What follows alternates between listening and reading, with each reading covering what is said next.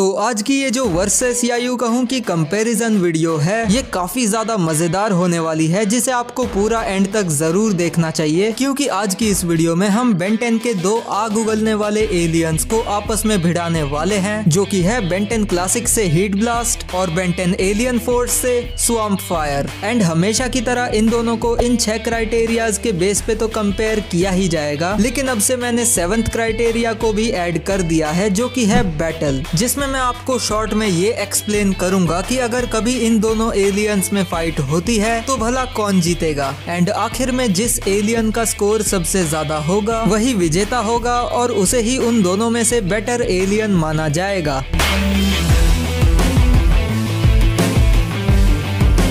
तो सबसे पहले बात करते हैं हीट ब्लास्ट के डिजाइन्स की। सो बेन 10 क्लासिक का जो हीट ब्लास्ट का डिजाइन था वो काफी ज्यादा सिंपल लेकिन बढ़िया डिजाइन था। जलते हुए प्लाज्मा से बनी हुई बॉडी, उसके ऊपर वॉल्केनिक रॉक्स और घोस्ट राइडर के जैसे एक जलती हुई खोपड़ी, ये सारी चीजें मिलाकर ही हीट ब्लास्ट का वो आइकॉनिक डिजाइन बनता है जो कि हर एक बेन 10 फैन को पसंद है। ऊपर से ये जो मूविंग प्लाज्मा वाला टेक्सचर है ना, ये हीट ब्लास्ट के डिजाइन को और भी ज्यादा बढ़िया बना देता है। यही क्लासिक वाला हीट ब्लास्ट जब हमें CGI और लाइव एक्शन में देखने को मिला था तब भी ये काफी बढ़िया लग रहा था। और बेन 10 अल्टीमेट एलियन और ओमनीवर्स में भी हीट ब्लास्ट के डिजाइन में कोई बहुत बड़े बड़े चेंजेस नहीं किए गए थे, बल्कि बहुत छोटे छोटे चेंजेस किए गए थे, जिससे आप यही अंदाजा लगा लो कि फैंस को ये डिजाइन इतना ज्यादा पसंद है कि इवन क्रिएटर्स भी इस डिजाइन में ज्यादा छेड़छाड़ करने की कोशिश नहीं करते। तो ये तो हुई हीट ब्लास्ट के डिजाइन की बात, लेकिन अब बात करते हैं स्वैम्प फायर के डिजाइन की। सो बेन 10 एलियन फोर्स में जो स्वैम्प फायर का डिजाइन था वो काफी ज्यादा बढ़िया था। ग्रीन और ब्लैक कलर की बॉडी, पेड़ की जड़ों के जैसे पैर और सर पे रेड और येलो कलर के फ्लेम्स के जैसे पैटर्न, इन सब चीजों को मिला दिया जाए तो स्वैम्प फायर का वो डिजाइन बनेगा जिसे लोग स्वैम्प फायर का सबसे ज्यादा बढ़िया डिजाइन मानते हैं। एंड इसी डिजाइन के साथ स्वैम्प फायर हमें बेन 10 अल्टीमेट एलियन और बेन 10 ओमनीवर्स के स्टार्टिंग में भी देखने को मिला था, लेकिन बेन 10 ओमनीवर्स में बाद में जाके इसके डिजाइन को पूरी तरह से ही बदल दिया गया। एंड पर्सनली बताऊं तो मुझे ये डिजाइन काफी ज्यादा अच्छा लगा था, लेकिन ज्यादातर लोगों को ये डिजाइन पसंद नहीं आया और वो पुराने वाले स्वैम्प फायर का डिजाइन ही प्रेफर करते हैं। एंड इसी रीजन की वजह से मुझे ये वाला पॉइंट देना पड़ेगा हीट ब्लास्ट को, क्योंकि स्वैम्प फायर के नए वाले डिजाइन से लोगों को बहुत ज्यादा शिकायतें हैं, लेकिन हीट ब्लास्ट के साथ ऐसा नहीं है। हीट ब्लास्ट के सारे ही डिजाइन लोगों को पसंद है और ऊपर से उसके डिजाइन काफी ज्यादा कंसिस्टेंट भी रहे हैं।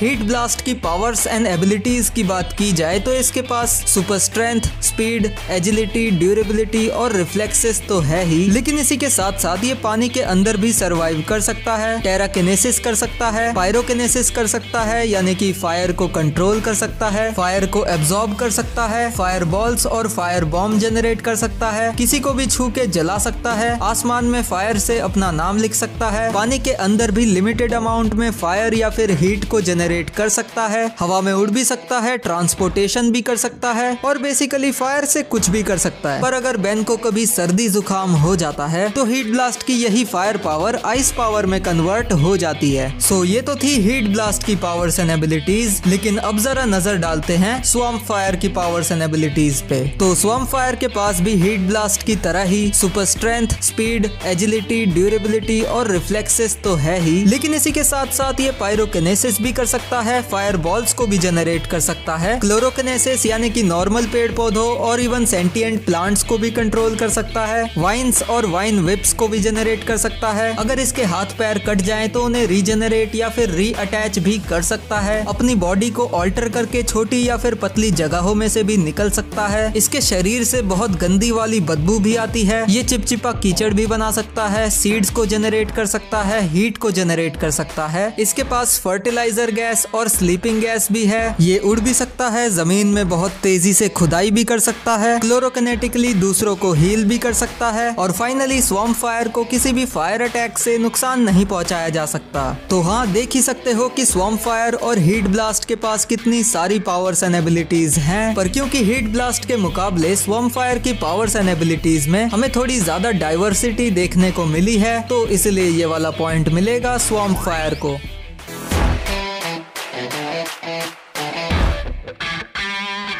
दोनों की पावर्स एंड एबिलिटीज की तो बातें हो गई, लेकिन अब बात करते हैं इनकी वीकनेसेस के बारे में। तो हीट ब्लास्ट काफी पावरफुल फायर अटैक्स तो कर सकता है, लेकिन इसके कुदरती शिकारी क्रैब डॉजर के सामने इसके फायर अटैक्स एकदम फीके पड़ जाते हैं और इवन क्रैब डॉजर तो इसे आराम से कच्चा चबा सकता है। फायर एक्सटिंग्विशर और पानी भी हीट ब्लास्ट की एक बहुत बड़ी कमजोरी है। हीट ब्लास्ट को बर्फ में जकड़ा जा सकता है, उसे तेज तेज घूमने से चक्कर भी आने लगते हैं और जब उसे जुकाम होता है तो उसकी पावर्स एकदम ही अपोजिट हो जाती है। मतलब जुकाम होने के बाद उसकी फायर पावर आइस पावर में कन्वर्ट हो जाती है, जो कि एक तरह से उसके लिए फायदा तो है ही, लेकिन साथ ही साथ ये उसके लिए नुकसान भी है, क्योंकि अब वो अपने दुश्मनों को जला के राख नहीं कर सकता। सो ये तो थी हीट ब्लास्ट की वीकनेसेस, पर अब देखते हैं कि स्वॉर्म फायर की वीकनेसेस कौन कौन सी है। तो स्वॉर्म फायर को इलेक्ट्रिसिटी से नुकसान पहुंचाया जा सकता है, उसे बर्फ में भी जकड़ा जा सकता है। स्वॉर्म फायर से रेप्टाइल्स अपने आप अट्रैक्ट भी हो जाते हैं। कुछ ऐसी चीजें हैं जिसपे स्वॉर्म फायर के फायर अटैक्स बिल्कुल भी काम नहीं करते। एंड फाइनली अगर बेन को पहले से ही कोई चोट लगी हुई है और फिर बेन स्वॉर्म फायर में ट्रांसफॉर्म होता है तो स्वॉर्म फायर उस चोट को ठीक नहीं कर सकता। सो जैसा कि आपने अभी यहाँ पे देखा कि हीट ब्लास्ट की टोटल वीकनेसेस है 7 और स्वॉर्म फायर की टोटल वीकनेसेस है 5, तो इसीलिए यहाँ पे पॉइंट मिलेगा स्वॉर्म फायर को, क्योंकि हीट ब्लास्ट के मुकाबले स्वॉर्म फायर की वीकनेसेस थोड़ी सी कम है।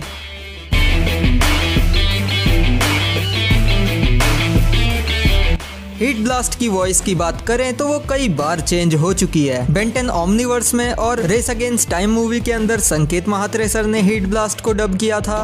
क्या डॉगी नहीं, बिल्ली नहीं, कोई नहीं जो तुम्हारे लिए निमेट्रिक्स पहन सके?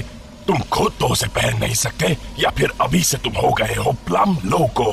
रात बहुत हो गई प्यारे। क्या ये सारा हंगामा कल नहीं मचा सकते थे? बेन 10 क्लासिक में केविन 11 को जिसने डब किया था, उसी वॉइस आर्टिस्ट ने बेन 10 क्लासिक के एक शॉर्ट एपिसोड में हीट ब्लास्ट को भी अपनी आवाज दी थी। वापस आजा, जल्दी जल्दी, ज्यादा वक्त नहीं है। आग कहाँ लगी है? डिस्ट्रॉय ऑल एलियंस मूवी के अंदर वल्लभ भिंगारदे सर ने हीट ब्लास्ट को डब किया था। एंड फाइनली अब हीट ब्लास्ट की 2 आवाजें बचती हैं, जिनमें से पहली वाली तो मुझे बिल्कुल भी नहीं लगता कि हीट ब्लास्ट पे सूट करती है, जो कि है अल्टीमेट एलियन वाली। मेरे पास टैंक्स नहीं है योर हाइनेस, लेकिन मैं हीट जरूर लाऊंगा। और दूसरी वाली आवाज है क्लासिक वाली। बेन 10 क्लासिक में जिस डबिंग आर्टिस्ट ने हीट ब्लास्ट को अपनी आवाज दी थी, उनका नाम तो मुझे कहीं पर भी नहीं मिला, लेकिन मैं इतना जरूर कहूंगा कि मेरे ख्याल से यही आवाज हीट ब्लास्ट पे सबसे ज्यादा सूट करती है। वो जब मैं टहल रहा था, आसमान से एक मीटियोर गिरा और मुझे खाने लगा, लेकिन ये वॉच उछलकर मेरी कलाई पर जम गई और जब मैंने इसे उतारने की कोशिश की, अचानक मैं जलने लगा, पर मुझे चोट नहीं पहुंची और तभी मैंने गलती से जंगल में आग लगा दी। एंड अगर अब स्वॉर्म फायर की बात करें तो स्वॉर्म फायर अब तक जितनी भी सीरीज में दिखा है, यानी कि एलियन फोर्स, अल्टीमेट एलियंस और ओमनीवर्स, इन तीनों ही सीरीज के अंदर संकेत महात्रे सर ने ही स्वॉर्म फायर को अपनी आवाज दी है, जो कि स्वॉर्म फायर पे एकदम अच्छे से सूट भी होती है। Swarm fire! ये बदबू कैसी? हिल नहीं सकता, अब थोड़ी एक्स्ट्रा मेहनत करनी पड़ेगी। ये क्या है? मैं तो चमक रहा हूँ। हीट ब्लास्ट की कई बार आवाजें बदली गई, जिसमें से कई आवाजें उस पे सूट हो रही थी और कुछ नहीं हो रही थी, लेकिन वहीं दूसरी तरफ स्वॉर्म फायर की एक आवाज जो कि उस पे सूट होती थी, उसे ही throughout the series consistent रखा गया। तो इस रीजन की वजह से ये वाला पॉइंट मिलेगा स्वॉर्म फायर को।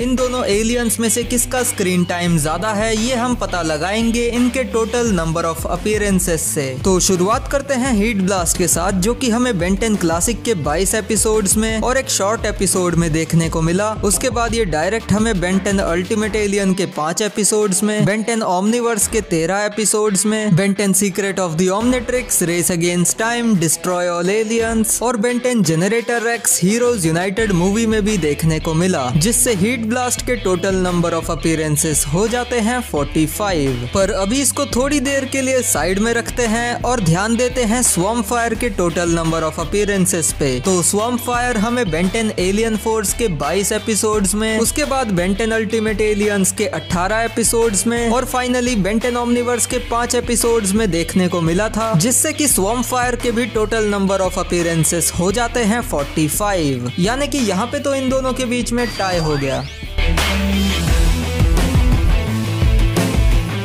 तो स्वॉर्म फायर और हीट ब्लास्ट को कितना कितना स्क्रीन टाइम मिला था ये तो हमने अभी देख लिया, लेकिन उसी स्क्रीन टाइम में इन दोनों एलियंस ने हमें कितने ज्यादा मजेदार और मेमोरेबल मोमेंट्स दिए हैं ये भी देख ही लेते हैं। तो चलो शुरुआत करते हैं हीट ब्लास्ट के साथ। तो हीट ब्लास्ट ने विलगैक्स के कई सारे ड्रोन्स को तबाह किया है, जलती हुई बिल्डिंग में से लोगों को बचाया, सुपरनोवा से फाउंटेन ऑफ यूथ को भाप बना दिया, आग के बवंडर से वेदर मॉन्स्टर को भाप बना दिया, लुटेरो और मेगावॉट्स को बुली किया, डॉक्टर विक्टर को जकड़ा, प्लेनेटेरियम रोबोट को डिफीट किया, जंगल में आग लगाई और बुझाई भी, एंड फाइनली बीमार होने का फायदा उठा के न्यूक्लियर मेल्टडाउन को भी रोका। तो ये तो थे हीट ब्लास्ट के कुछ मेमोरेबल मोमेंट्स, पर अब बात करते हैं स्वॉर्म फायर के कुछ मेमोरेबल मोमेंट्स के बारे में। तो स्वॉर्म फायर ने अपने पहले ही अपीयरेंस के साथ केविन को ओवर पावर करके डिफीट किया, डीएन एलियंस को बुली किया, फॉरएवर नाइट्स को बुली किया, डीएन एलियंस के वेदर टावर को जड़ से उखाड़ फेंका, राइली के कटे हुए हाथ को ठीक किया, गुप को कैप्चर किया और फाइनली स्वॉर्म फायर एक हाइब्रिड और केविन 11 से भी फाइट कर चुका है और उन्हें अच्छी खासी टक्कर भी दे चुका है। पर यहाँ पे मुझे पॉइंट देना पड़ेगा हीट ब्लास्ट को, क्योंकि स्वॉर्म फायर के मुकाबले हीट ब्लास्ट के मेमोरेबल मोमेंट्स थोड़े ज्यादा हैं।